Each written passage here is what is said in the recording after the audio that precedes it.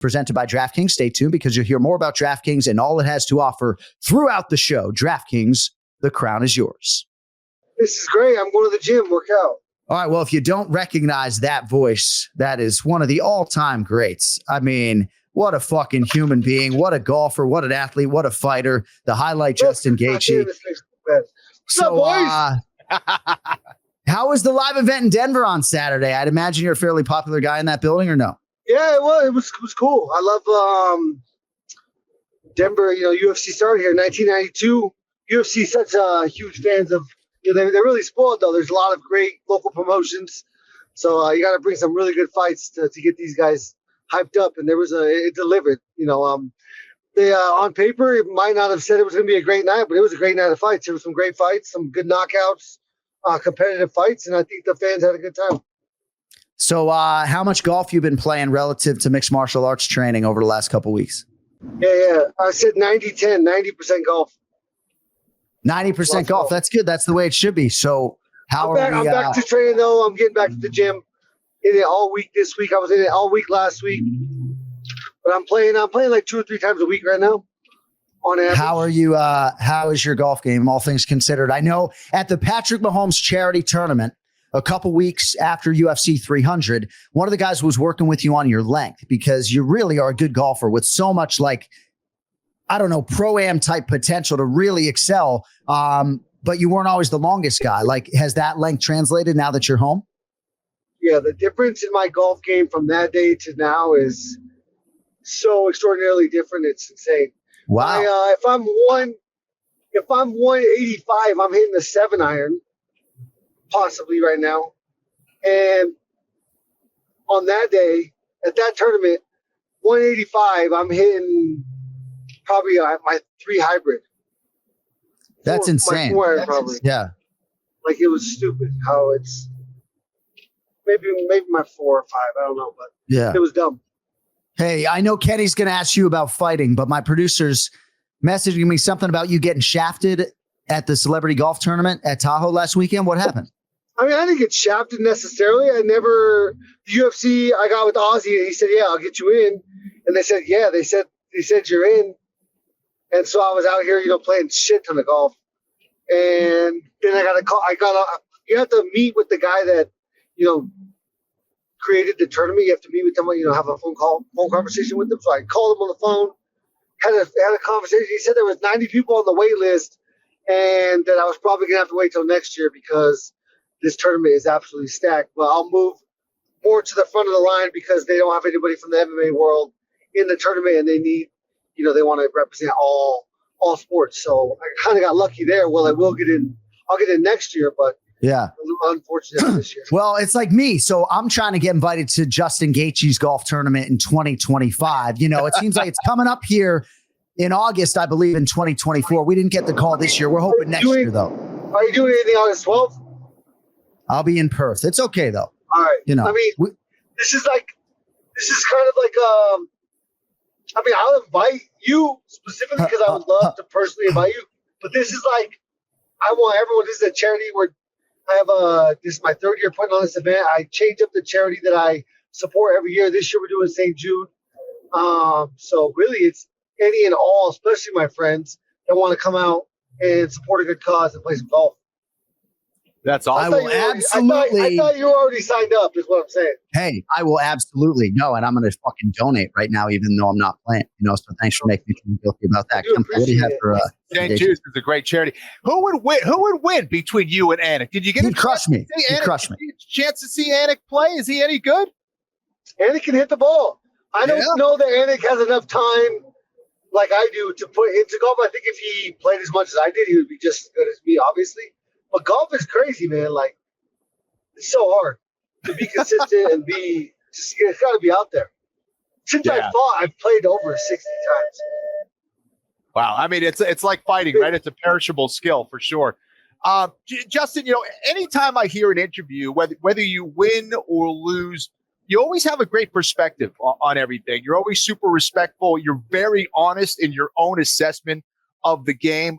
Where do you get that from? Because, you've been a competitor your whole life, but there's been a lot of other athletes, but they don't have that same kind of approach. So Where do you think you get that mindset from, or that perspective?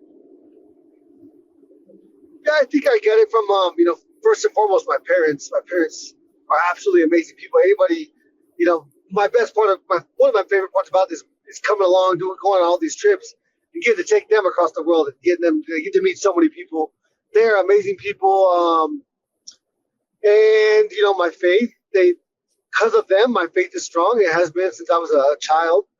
And then, just coming from a small community where everybody's there to work and make a life and make a living and support each other. No one's there to be a victim and wonder why not them and why me. And, it's just never been a way of life for me. It's always been,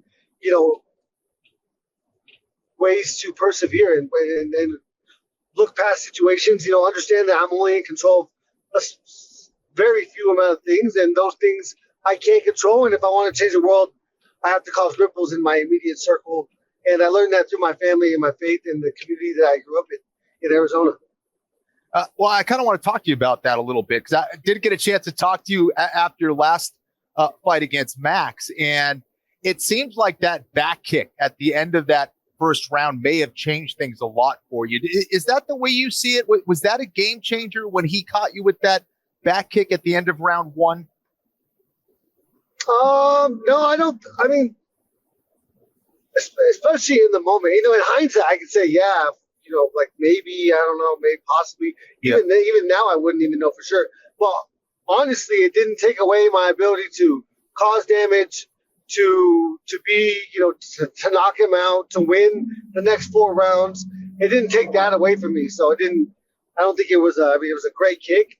It hurt right away, but the adrenaline is crazy. My nose was bleeding, but I didn't feel exhausted in there, which I would assume would be the only repercussion to breaking your nose and not being able to use it as a breathing source. Thank God I got used to that for 13 years, knowing how to, breathe and compete without a nose. And so, that was just, you get hit, you move on. I got 4 more rounds. It was just really, really good that night. I think my game plan wasn't necessarily the correct game plan, but that's only something you can know after the fact. And I think he fought an amazing fight, and he was very precise and perfect that night. And that was a very, very tough Max Holloway to beat. What do you think you would have changed on fight night? So I think I would have pressured more. I would have tried to move forward and fight at not. No, I thought he would come to me more. Or anything. And then when he did come, it was, few and far between, where it was so, unpredictable and fast that I didn't see it or find it. And if I would have been inside and like I did in the 4th round, similar to the 4th round, the only round that I for sure think I won. I moved forward. I was trying to step on his feet. I think that was the way that I had to fight that fight, at least from the 2nd round on. So if anyone in life gets the chance to film a movie, a major motion picture, you should hope that Justin Gaethje is on set, because I think for me, the highlight, no pun intended, was having you in Atlanta. And I know you can't get into it, right? But did you get the sense, and I don't know if you had done any movie acting like this before, but did you get the sense after you had done what you had done before Bisping and I started blowing smoke up your ass that you had done like a really good job with it? Because you never know when you're going through it. Like, dude, you fucking crushed it.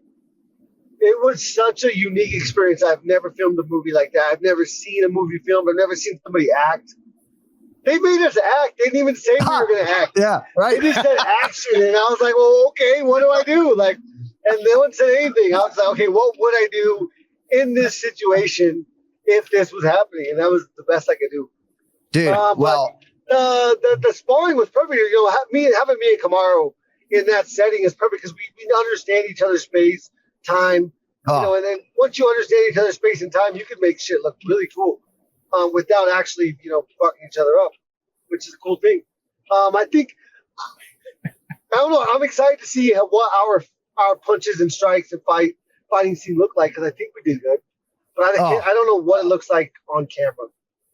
Well, you think you're beloved now. If they use everything that you did, both in fighting and out in that movie, dude, your legend's only going to continue to grow. Fun experience.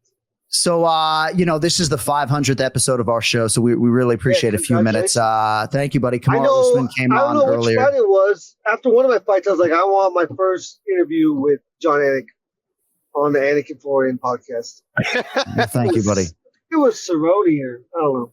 No, that means the world to me to this day. Well, we appreciate a few minutes. We did just talk to Kamaru. Are you guys going to engage right now? Is that what's happening today or no? Was he at the gym? Yeah, he was at the gym. Nice. Hopefully he probably left. I haven't seen him. He's avoiding me. All right, buddy. Well, have a great day and a better evening. And means a lot that you'd give us a few minutes today. Yep. Enjoy the rest of your commute. Keep going. I'll be there 750, 1,000. Let's go. Thank you, buddy. You're the fucking man. Later. There he is. Your favorite fighter's favorite fighter, the highlight, Justin Gaethje, UFC lightweight contender, former interim champion, former BMF champion, and just another living mixed martial arts legend.